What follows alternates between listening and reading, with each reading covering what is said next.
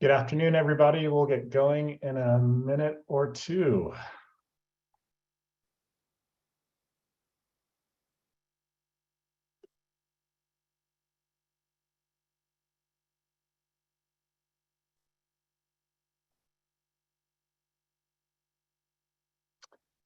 The numbers are still climbing, so we'll get going in about a minute.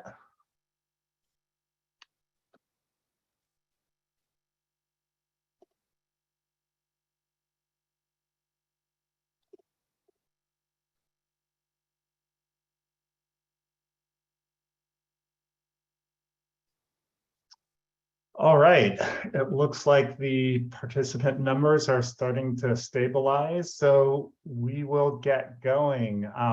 Hello, everyone.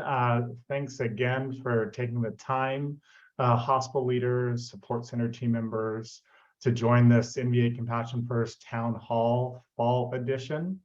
It's fall, so the weather is starting to cool off, trees are changing colors, and before we know it, the holidays will be here. Right now, the holiday my family happens to be thinking about is Halloween. My wife and I, we took the kids this weekend to pick up some pumpkins at a local farm, and we finally put up some Halloween decorations last night, which was a lot of fun. But we're not here to talk about Halloween.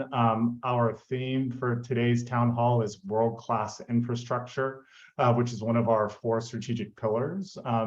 That we continue to focus on as we are continually evolving our support capabilities. And on the next slide, we have our agenda for today, which reflects that. A number of really neat topics related to continually evolving our hospital and team member support infrastructure.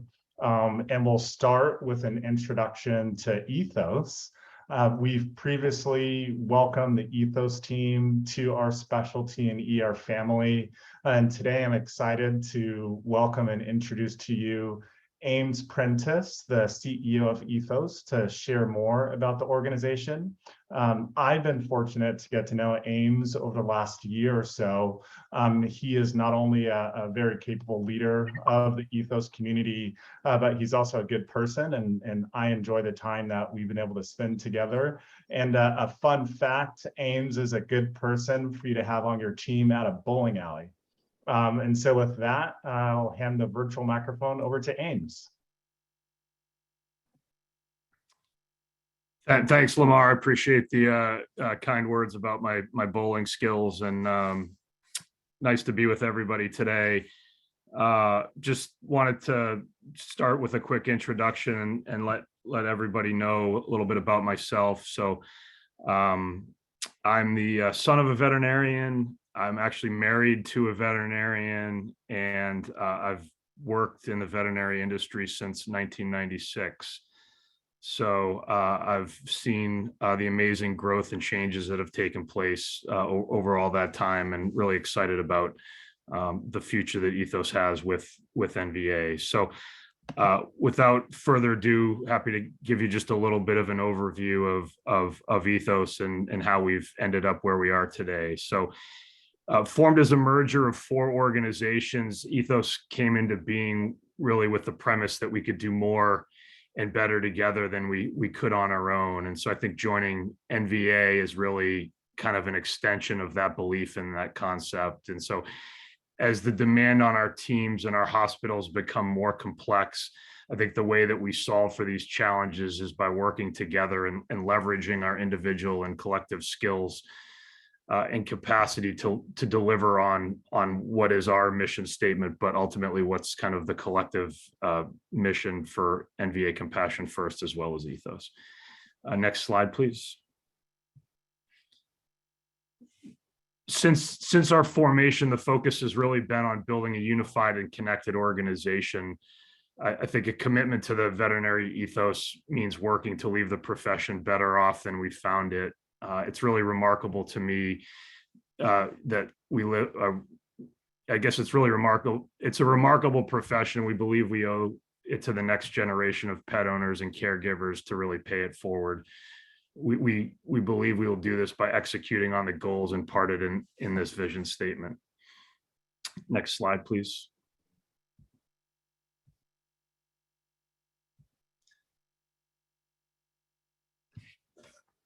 let's see here. All right, a little out of order from mine, but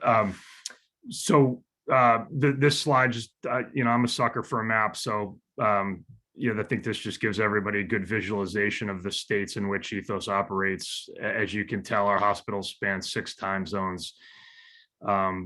And probably it's just important to note that each of our hospitals has preserved their local names and identity in the markets that they provide services. And then really we use the Ethos brand on a national level for things like recruiting, science, and research.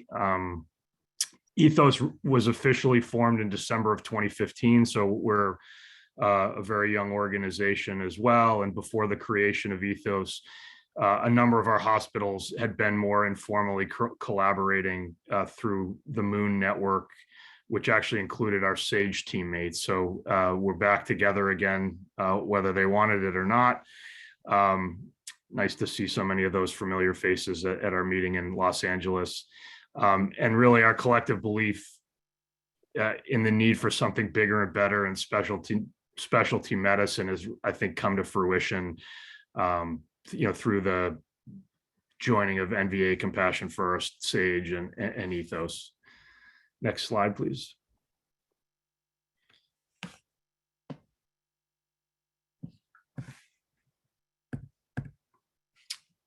Since Ethos's formation, I think one of the ways we've really leveraged our ability to do more and better together is through the continued development of VetBloom, which is Ethos's learning management system. The idea for this platform technology was founded in our core value of continuous development. And so as Ethos grew bigger and bigger, we realized we needed a more scalable way to educate and train our teams. And so doing so on an enterprise scale allows us to track progress on an individual, department, hospital, and organizational level. VetBloom's also sold externally to individuals, unique hospitals, and larger enterprise organizations. And I think really it's become the learning management system for the veterinary industry. And next slide, please. And then finally, I really want to tell you also about Ethos Discovery, which is Ethos's not-for-profit 501c3. Ethos Discovery was formed to advance the research that helps fulfill the unmet clinical needs of our hospitals and our clinicians. Through our not-for-profit, we are conducting unique and novel research on various diseases and little understood disorders, such as various cancers, intestinal dysbiosis, pug encephalitis, and sepsis, just to name a few. I think we're really excited and look forward to leveraging the collective caseload of the entire NVA CF Ethos ecosystem to really accelerate this research and to do more. Again, together, we can do more and better together than we can on our own. We really believe that the promise of Ethos Discovery is to leave the profession better off than we found it. And I really believe we'll accomplish this lofty goal together. So thank you for taking a few minutes to learn a little bit about Ethos, and really on behalf of myself and the rest of the organization, we're really happy to be part of the NVA CF family. Thank you. Thanks, Ames. Thanks, Ames. Hi, everybody. Stacy Burdick. I am really excited to talk to you today about the Retired Military Working Dog Program as part of our Enriching Lives campaign. Next slide, please. So just a little bit about the Retired Military Working Dog Program. This program was started in 2014 at Red Bank Veterinary Hospital and later was expanded throughout many hospitals within our network. And the purpose of the program was truly to help retired military working dogs through the U.S. War Dog Association. So the War Dog Association works with handlers and their dogs, brings them to us, and Ed Ortiz and Carol Alea, who have worked really incredibly closely with this program, will work to find participating hospitals throughout our network that are close enough to the handlers. These handlers will travel great distances to try to get their dogs treated. Many of them do have financial constraints after coming back from overseas. So this program really truly makes a huge difference in their lives and the lives of the dogs that we help. Most of the hospitals, or all of the hospitals that have participated, have provided care to these dogs at no cost to the handler, which is pretty incredible. And the U.S. War Dogs Association will help offset costs for pharmaceuticals for the dogs, as well as a whole host of other programs that you can actually find on their website. I will tell you that from working with these dogs and the handlers, it is an incredibly rewarding experience for the hospitals, our team members on the floor, and the handlers as well. And Dr. Dustin Lewis is on with us today to talk about his experience with one dog in particular that was just incredibly, I'm just incredibly grateful to have seen what this dog brought to the hospital and his handler. So I will hand it off to Dr. Lewis. Yeah, thank you, Stacy. I'm traveling, so hopefully you guys can hear me okay. I don't think the video is working, but I wanted to take the time to talk about Kay Harrison, one of a handful of military working dogs that I personally have worked with. As an oncologist, unfortunately, kind of one of the consequences of their service is oftentimes developing a cancer. Kay was a 16-year-old dog, so certainly one of the oldest ones, probably a dog who, shouldn't have lived as long as he did throughout his service. But him and his handler had a really tight bond, and something where this was one of the few types of tumors that we treat that we actually saw him every day for a month. So I literally saw, Kay's owner in a parking lot every day with us, and he would come in, we would treat him. And, to be honest with you, it was probably one of the most uplifting experiences for me to see his dog after Kay woke up from anesthesia. But, Kay was one of these dogs that did explosive detections and bomb sniffing and route clearing. And so he was always the, first one into a building that we didn't know if he was going to come out or the servicemen behind him was going to come out. But we treated him back in 2020 for actually a perianal carcinoma that had metastasized throughout the abdomen. And it's probably one of the few cases of this rare disease that I've actually had the privilege to treat. And it's, probably a certain fact that without us being able to foot the bill for Travis, that we wouldn't have actually been able to treat Kay. And, unfortunately, Kay passed away a short time ago, but we were able to provide him, time of quality of life. And, I would gladly do this at no charge and my time each time that I saw Kay. So, next slide. Yes, excellent. So, these are a couple quotes from Travis, who's the owner. And, it's one of those things where you guys can read this, but Travis and Kay shared a really special bond, and it was an honor. And I think it was Red Bank's honor as well to provide a little more quality and quantity to the end of Kay's life. So thank you. Okay, thank you, Dustin. Hey there, Ryan Buck, VP of Ops in the Western Canada. Good to see everyone here. If we could flip to the next slide. I'd like to start the business update with a warm welcome to the newest member of our field team, Nick Crush, group leader who will be supporting Group 1 in the Northeast. So Nick is in his 4th week, has been going through the traditional orientation, which includes traveling around with some of his new colleagues in the field, currently in Annapolis. And as you can see from the bio, Nick has 3 and practically 4 teenagers at home. So those of you who have or have had teenagers can join me in wishing Nick good luck in this undoubtedly interesting phase of life. So Nick lives in Connecticut. Most recently was a senior director for VIXO. And so I'll turn it over to you, Nick, to say hello to the NVA Compassion First community.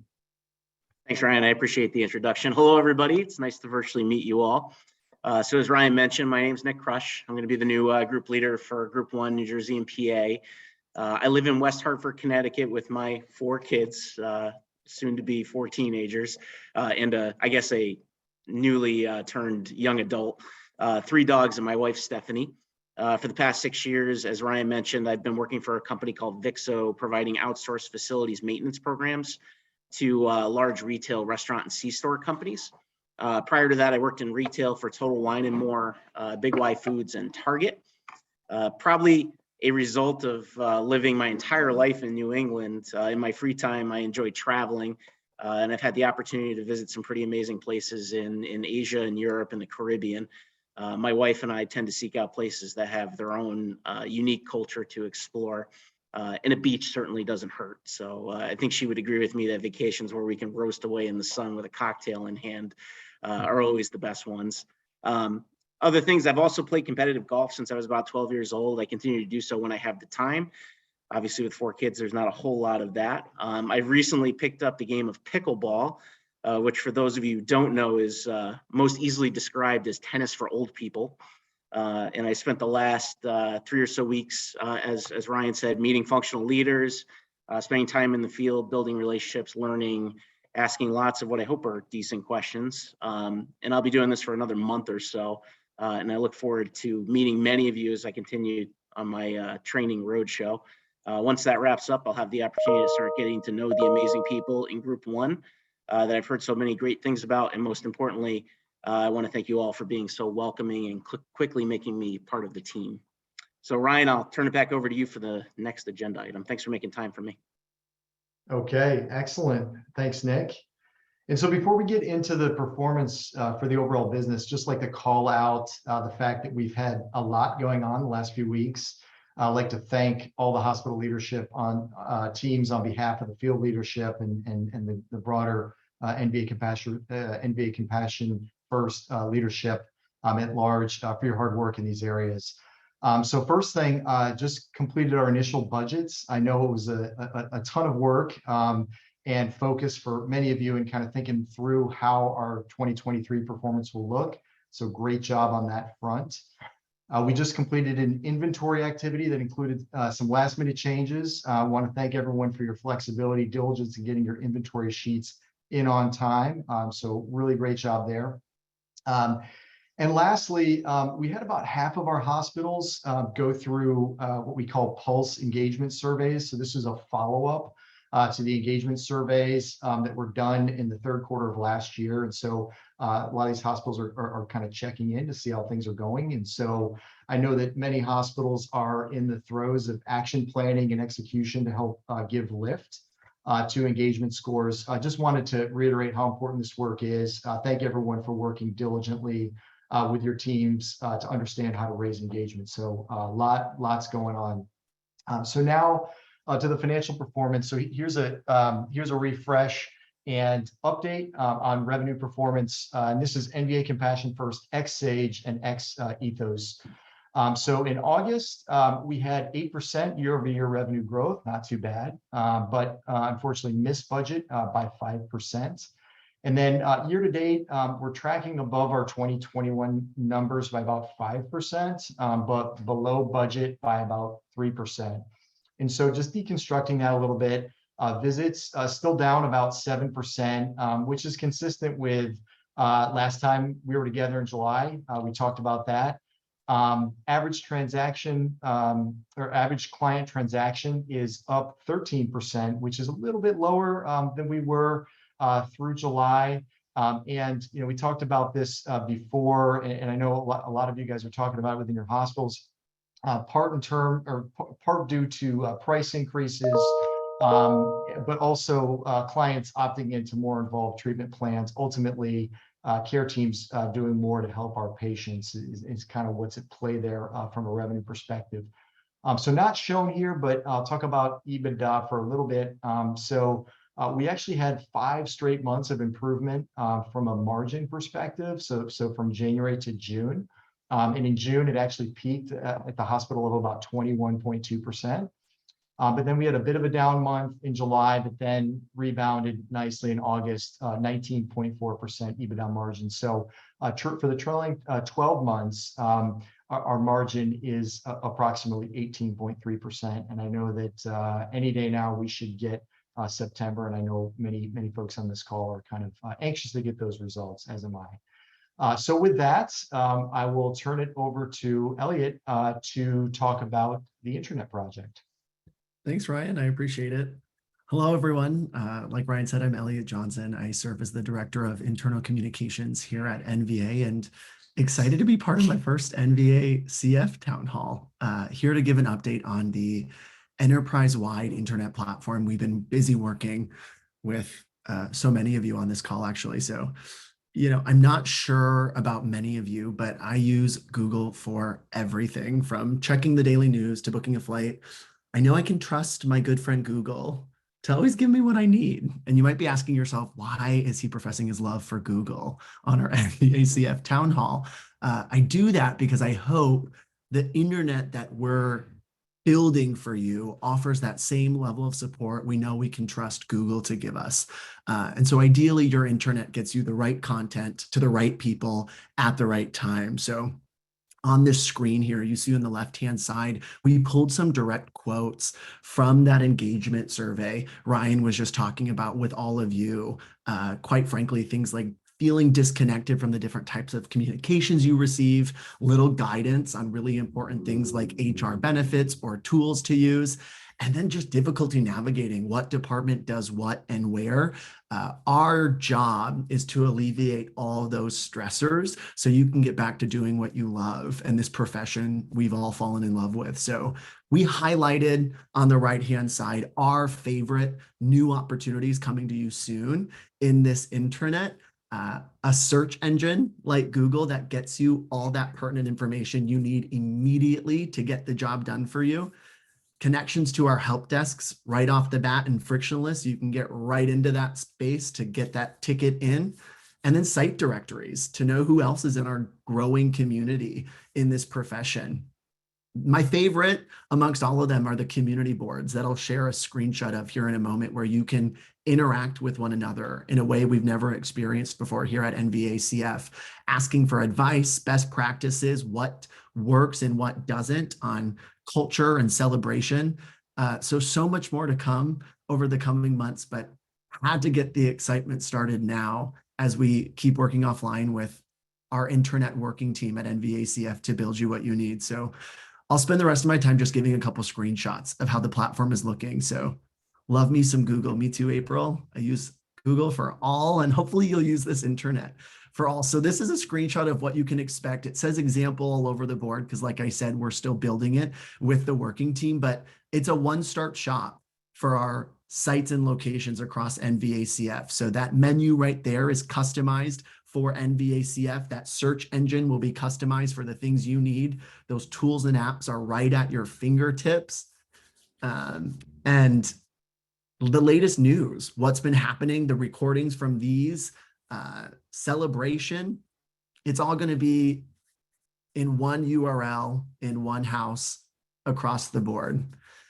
Judy, is he talking about your nickname? I love that Judy's nickname is Google. What's funny is I have to give Judy a shout out because she's our lead for the NVA Compassion First Internet build out. So calling Judy Google makes total sense with what we're doing with her offline in the internet team to build our own Google for NVACF. Sarah, we can go to the next slide to show another screenshot here. This is that collaboration space I was talking about. Thank you, Judy. Absolutely. What this shows you here is, again, we call it these collaboration spaces where asking about mentorship programs, asking about surgery you're preparing for or something you're curious if we've done more research on from the SAB standpoint, it can all live right here in one house. Plan is for everyone to have access. Absolutely. That's a great tee up for my final slide. I'm cruising, but I'm excited. Lamar, we could talk about this for too many hours if I was given the opportunity, but the search engine, we wanted to obviously show you what that looks like too. It surfaces the content that's necessary to you and pertinent for what you need in that moment. But the question on everyone's mind, the question on my mind, helping run this program is, when will it be available? So Sarah, we can go to my last slide here. Oh, a one-start shop. I got us excited one last time. I think my last one, next one, Sarah, is the calendar view. There we go.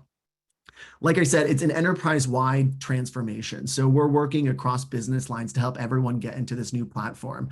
specifically looking at that question where we think about getting access to everyone within NVACF, we've strategically piloted to make sure that we can start that transition come February of 2023. So we're looking to start rolling out this new platform with site leadership in February. While we're doing that, we're working really closely with the NVA IT department and cybersecurity department to make sure everyone has the appropriate access they need, like the Office 365 email addresses, the access they'll need to get into this new platform specifically. We're working offline through all those important details to make sure that when the rollout strategy can be celebrated with all of you, it's very easy, very intuitive, and we're giving you as sites and locations the full kit of what you would need to share this great new platform with all of your team members around the country. So that's just a sneak preview,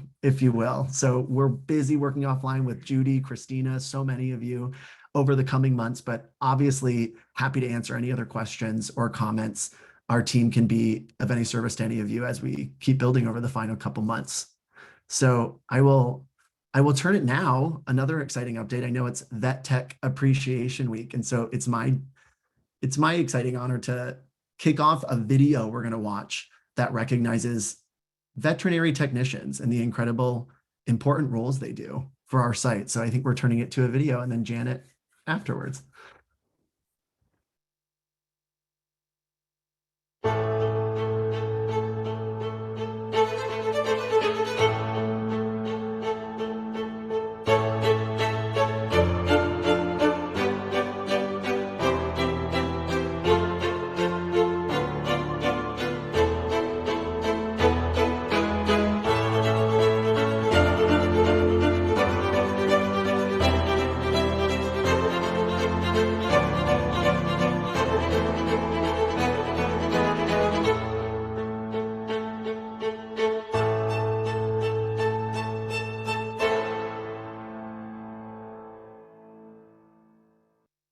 And with that beautiful video, we'd like to kick off our celebration for National Veterinary Technician Week 2022. That video gets me every time. I just love it. And it fully represents all the different roles that our veterinary technicians play. This year, the theme of our Vet Tech Week is resilience. And nothing could be more true than the challenges our veterinary technicians in our hospitals have overcome. They've learned to adapt and change to different roles and different ways of practicing in our hospitals. And we truly, truly applaud you for not only staying in the profession, but I also thank you for staying here with NVA Compassion First and making us your career choice to pursue your lifelong dream in the veterinary profession. Next slide, please. So what do we do to support you in your hospitals? I have the proud responsibility as VND director to be able to help support you in your career goals.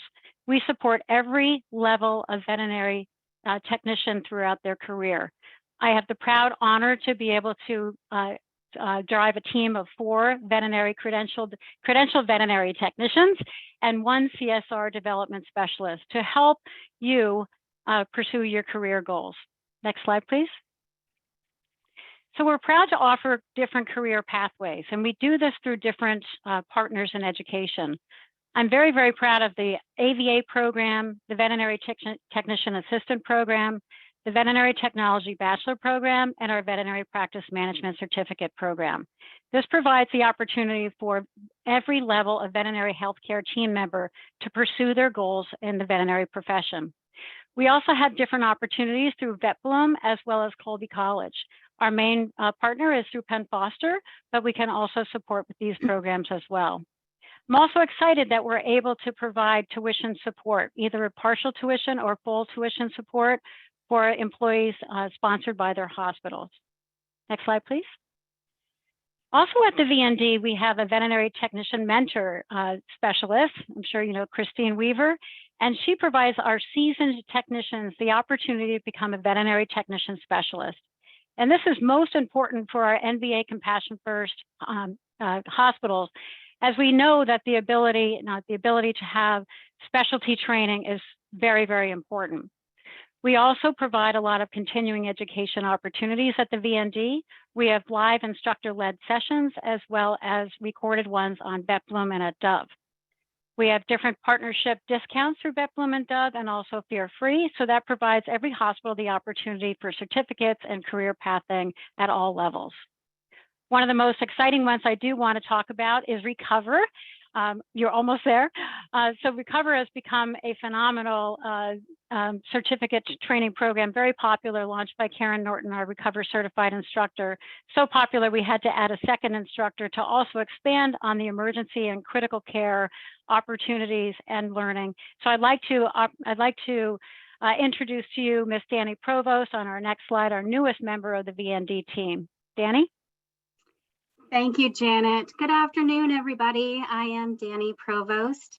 I am thrilled to be the newest member of the VND team as a Senior Associate ECC Clinical Training Specialist. A little bit about myself. I am originally from Burlington, Vermont. I now live just outside of Raleigh in North Carolina. I've been in the veterinary field for 26 years, and more than half of that has been spent in emergency and critical care. I earned my VTS ECC in 2013, and as Janet mentioned, I am a certified Recover CPR instructor. I'm super passionate about technician empowerment, and I had the honor of sitting as the AVECTIN chair for the mentorship committee for 5 years, which enabled me to help cast a wider net for VTS ECC mentorship. Outside of work, my main hobby is cake decorating. And here in my home in Raleigh, I share with my husband, Dave, who is a librarian at the NC State Vet School, our 21-year-old daughter, Abby, and our 4 cats. Next slide, please. So my position was created in response to countless requests for more clinical training and education for emergency and critical care technicians. So some of the ways that I will be helping to meet these needs include expanding the Recover CPR training certification. I will also be delivering regularly scheduled web-based RACE-approved ECC lectures. I will be hosting a ECC case discussion group, and that'll be a regularly scheduled roundtable style discussion, and that'll be surrounding critical patient care. This will be a collaborative discussion, and it'll be a safe space to discuss particularly challenging cases that are in our ICU departments. I will also be I'm also excited to be offering informative and immersive clinical procedure training labs that will be offered on site for emergency procedure techniques. And I'm happy to provide advice and guidance for those that are headed down the VTS path for ECC. And then lastly, and perhaps our biggest initiative, will be the development of the ECC Express for emergency technicians. So similar to ER Immerse for DVMs, this program will be developed and placed on VetBloom, and it will prepare technicians to be proficient with all skills needed to work in the ER. So please don't hesitate to email me with any questions you may have, and I look forward to meeting you all out in the field. Thanks, Danny. So my name is Jeff Clarity. I'm the Group 6 group leader, which is for Texas. And it's really my privilege to recognize Mary Beth Labie. She works in the Gulf Coast Veterinary Specialist Hospital in Houston, Texas. And she was recognized as DVM 360's Client Service Representative of the Year. She went to Kansas City to receive a reward. She had to give an acceptance speech that she was very nervous about, but she did a great job. And had the support of her team there with her. So if you're ever in Gulf Coast for a tour, please make sure you stop by, say hi to Mary Beth. Her positivity and just joy for what she does every day is infectious. So congratulations to Mary Beth, and thank you. Congratulations, Mary Beth. That's amazing. So once again, Stacy Burdick, and I am here to talk about our new role that we've developed, the Director of House Officer Programs. Next slide, please. So this will be a full-time role. It will be part of our expansion of our medical leadership team, which is incredibly exciting. The role will be split between Ethos and support all house officers for Ethos, SAGE, and NVA Compassion First, which is a very unique role in offering that. And this person will help to create centralized resources, including didactics, morbidity and mortality rounds, journal clubs, and grand rounds to supplement local programs. So we're really, really excited about this. Please let your doctors know.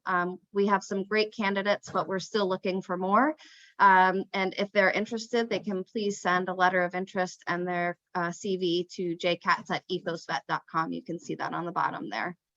So again, encourage your doctors to apply. It's a full-time administrative position to help grow and support our house officers, which is incredibly important. Thank you. And I will hand it to Brandon. All right. Thank you, Dr. Burdick. Super exciting role for the organization in terms of the impact it's going to have on our company, but also the next generation of doctors. So I'm sure we'll find a wonderful person to fill that. So what I wanted to spend the next few minutes talking through with everyone is the support center survey.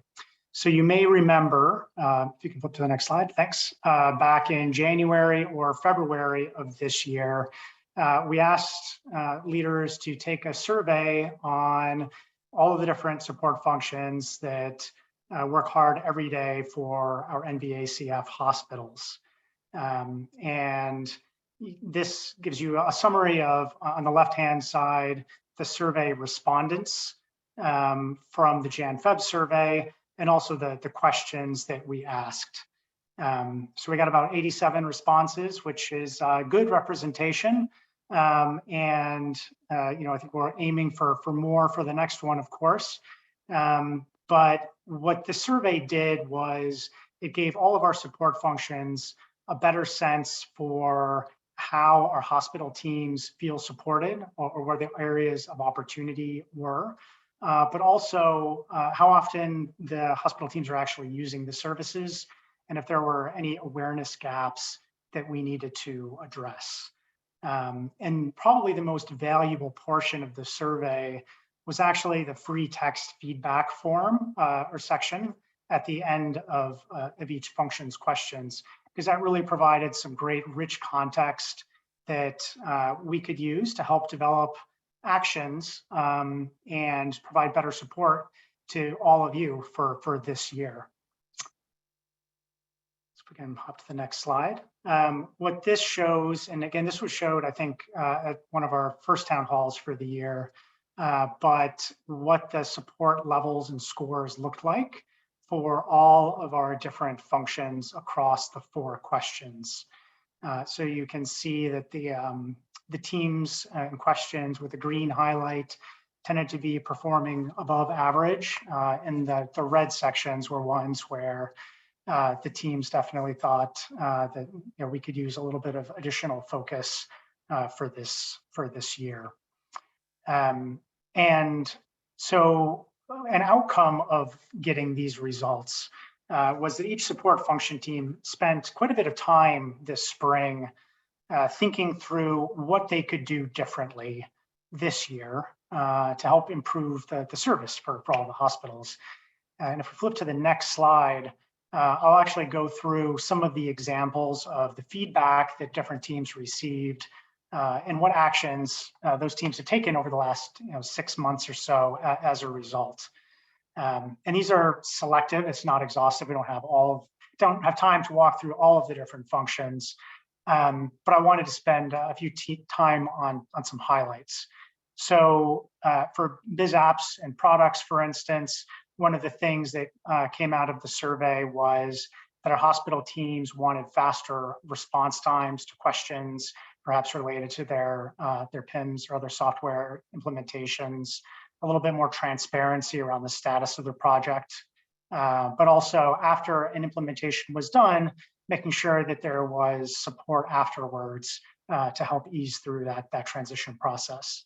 And so Nicole and her team spent time this year thinking through how they put in place better post-implementation support processes, including putting together a new ticketing system through ServiceNow, better service level agreements. So making sure that when a hospital reaches out that we're getting a response back quickly to address their concerns.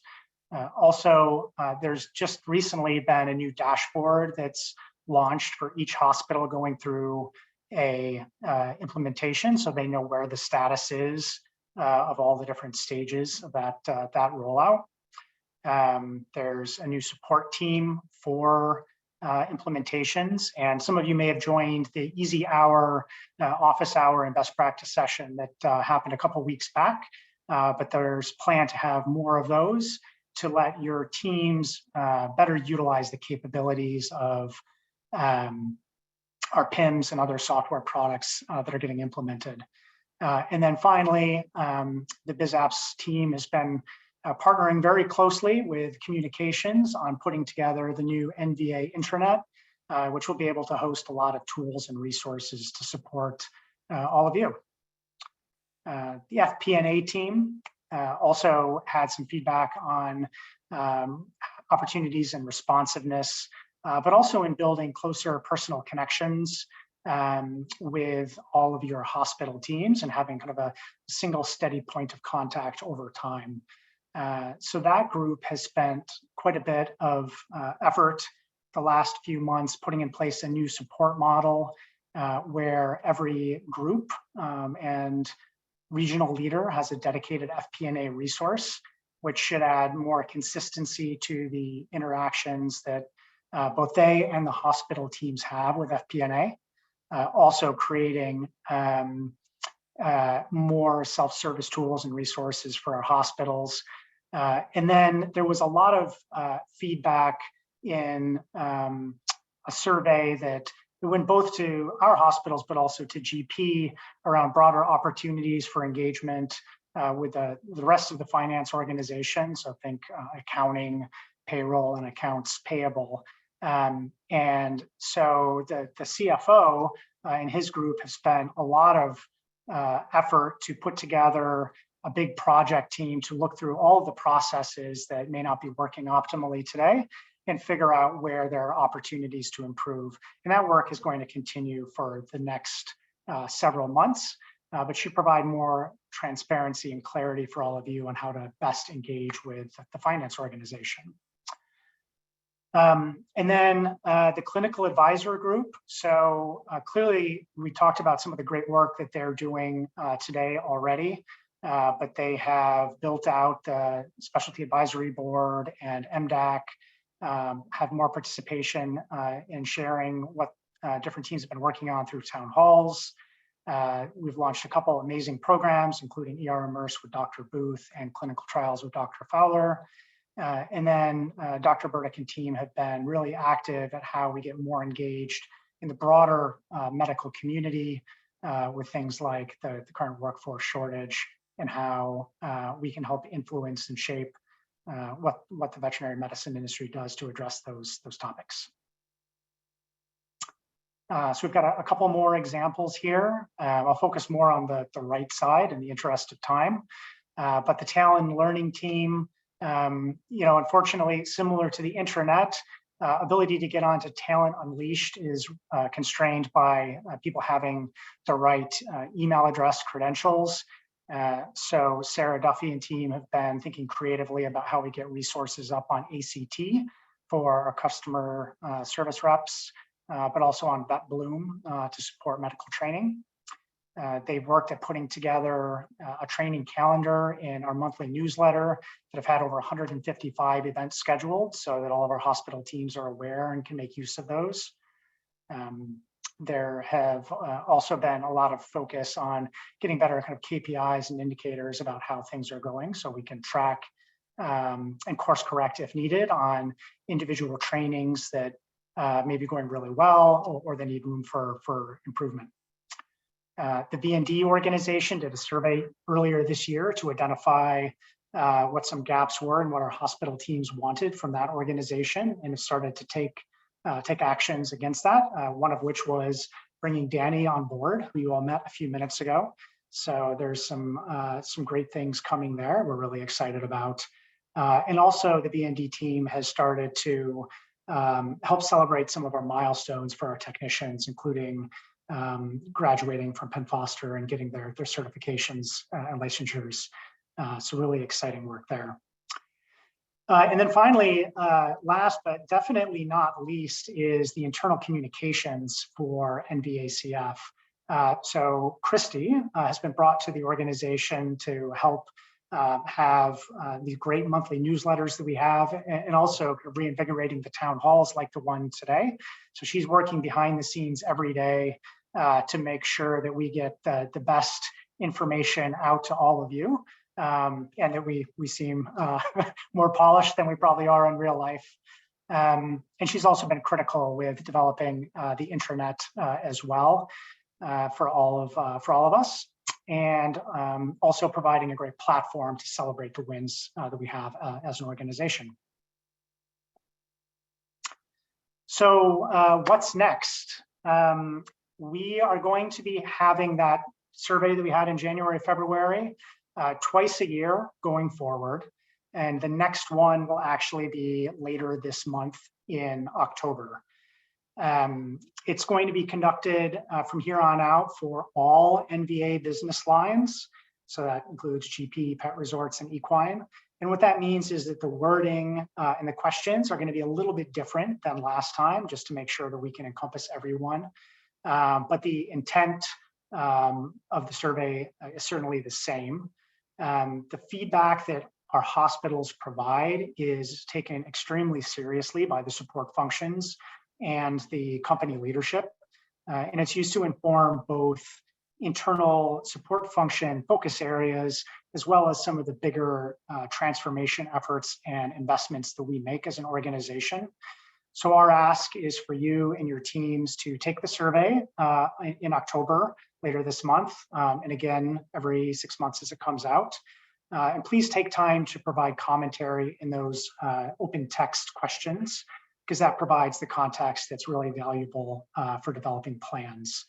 And in turn, for your time doing that, you can expect us to continue to listen to your feedback and continue working hard to provide support to you and your team members that care for our patients and our pet parents every day. So with that, I will hand it back over to Lamar, I believe. Thanks, Brendan.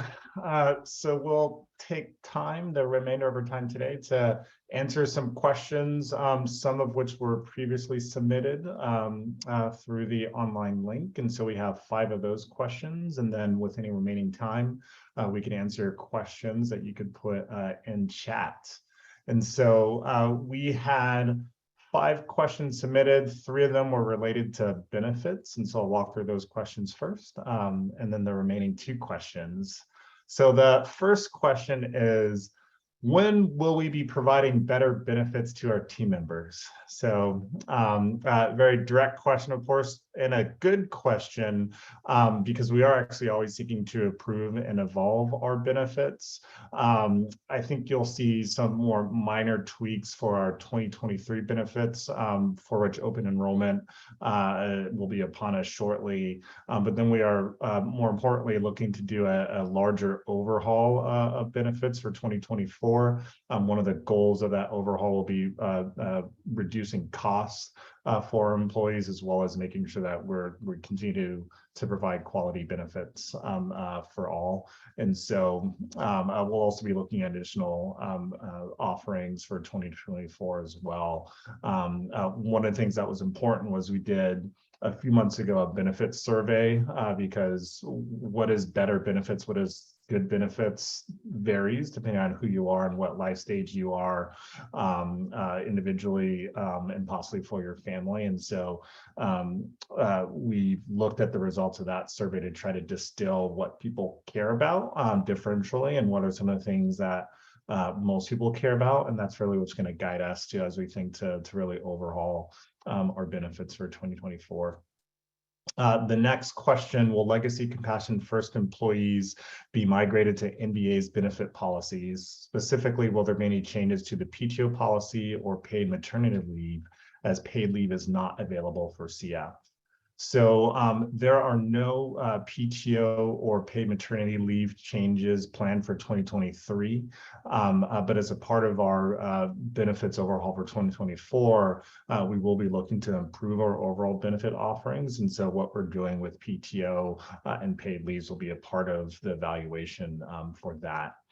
And then the third question, will support center employees be given a PAW plan for 1 or 2 pets? A PAW plan is, those are our wellness plans offered by some of our general practice hospitals. Similar to other large vet companies that provide plans or significant discounts to their non-hospital employees for wellness care, like Banfield or VCA. So a couple thoughts for this question. One is we actually do currently have a discounted pet insurance offering with Pumpkin. I guess a very Halloween themed insurance company, but with that you get, I think it's 10% off your first pet, 20% off incremental pets, and I'll put a blurb in chat for those who weren't aware of that. We are also, as we're looking towards our 2024 benefits overhaul, thinking about pet insurance, and should we change, expand, or tweak our offerings, let it a part of the portfolio of benefits that we look at as we approach 2024. Another benefit is all team members can also enjoy discounts at our NVA Pet Resort locations. So if you have a NVA Pet Resort location, and if you don't know if you do, I believe you're able to discover that through our website. But if you do have one, all employees get a discount with our NVA Pet Resorts. I believe that's a 20% discount for that ecosystem. The next question, does NVACF have a plan to help hospitals work together to gain the advantages of our large network of hospitals? Right now, each hospital is siloed, working alone without benefiting from each other's knowledge, services, etc. So the short answer is that we do have a plan, and we're always seeking to evolve and do more. And so if you have any ideas for how we could do more here, we'd love to hear them. We do have a number of groups that meet regularly, specifically on fostering connection and collaboration and sharing best practices. We have our specialty advisory board and its associated committees. We have our medical directors council. We have our vet nursing development team. We have our field operations leaders that work to curate and host both kind of business related best practices as well as medical. We also have our master classes, which have had really great actually attendance and excitement for those, as well as various trainings through our talent and learning teams. We're also focused on just continuing to push the ball forward and evolve what we do to foster medical and business collaboration. On the medical side, we have a couple weeks ago, actually, medical leadership from NVA Compassion First, Ethos, and SAGE met to discuss the current state of medical support, varying organizational structures that are in place, and short and long-term collaboration opportunities. They are planning to meet again. We also have an upcoming specialty advisory board meeting in November, which will bring those leaders from around the countries around the vision of leading the evolution of veterinary medicine. And we're always looking for ways to grow and evolve, both from a medical standpoint and a business standpoint. And so if you have ideas, let your field leaders know, let Stacy know, Dr. Burdick, or let me know. And then the last question submitted in advance, the September New England Veterinary Conference showcased the benefits of Fortiflora for felines that go way beyond diarrhea cases and can have great results with diseases such as feline herpes virus. How are our feline practitioners using this multifunctional supplement in the year to come? The same conference reemphasized the recommendation for 3-year FVCRP intervals, as there is a strongly predicted outcome of azotemic chronic kidney disease with annual vaccination. How is NVA making sure we take the unique nature of our feline patients into account when making vaccination policies? So I'm definitely not qualified to answer this question, so I will turn this over to Dr. Stacy Burdick. Stacy. Thanks, Lamar. So I think that whoever submitted this question, please email me offline and we can talk further about this. But at this point in time, we haven't really created NVA specific policies, especially for vaccinations. That currently is left up to the individual hospitals to create their own vaccination policies based on current recommendations. So again, please email me offline. Happy to have this conversation, just not something that we're ready to create a company-wide policy around right now. Thank you, Stacy. And we have a couple minutes left. If there's a last quick question or two. One submitted question actually, and by the way, you could put a question to chat. One submitted question to me was, any estimation when we may see our second window to edit 2023 budgets and when to expect final versions to be distributed? Thanks, team. This is from Craig, Hospital Director at SOVSC. Does anyone know the answer to that? I imagine it's in the weeks to come, but if no one knows the answer to that question live, we'll be sure to follow up with you, Craig, as well as with all of our hospital leaders to make sure that the remaining budget calendar is clear for everyone. This is budget season, and it's important to really help us set us up for what we can accomplish next year with our teams. Unless there is a last burning question, thank you for taking the time again. And I believe there'll be a quick survey that pops up on your screen once the town hall ends. Please take it. We welcome your feedback and we want to know how we're doing. And with that, have a great rest of your October, and hopefully people have fun plans for Halloween and the holidays to come. Thank you, everyone.